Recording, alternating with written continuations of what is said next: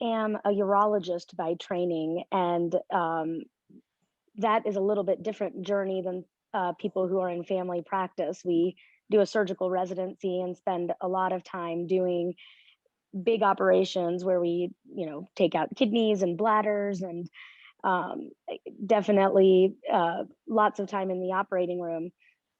As my practice evolved, I started thinking really about things that would be not so much of a strain for me as I aged. And even though when you're younger, you look at cancer operations and uh, look at those surgeries as a way to help an individual person, I started thinking about how I could provide services in a way that would have a larger impact than just on the individual I was treating.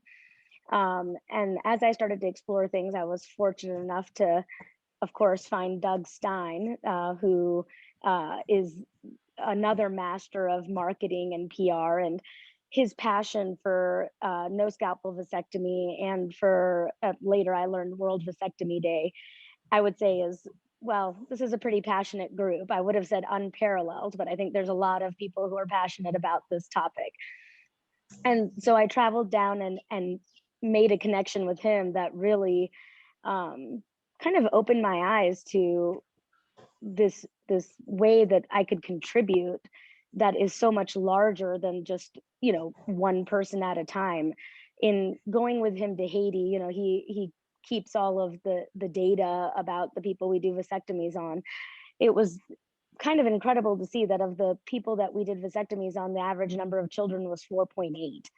And to think about the fact that you are basically not only impacting this man's significant other, but the four, 2 to 6 children he might already have, that's a really meaningful impact to consider. And, I've done a lot of mission work doing surgical operations over my career. And I think there's very little that is as rewarding as the mission trips I've been lucky enough to participate in with World Vasectomy Day and No Scalpel Vasectomy, because your impact is so much greater than just on the person you're treating. So, um, with regards to a story about vasectomy, Jonathan probably remembers this, but kind of a funny story. So, Fridays are my kind of high volume vasectomy day because everyone wants to be off on a weekend. Um, and it just happened to be, I don't do only vasectomies. On World Vasectomy Day this year, um, I took care of a patient who was just a very anxious guy. And I'm sorry, a very interested guy, not anxious at all.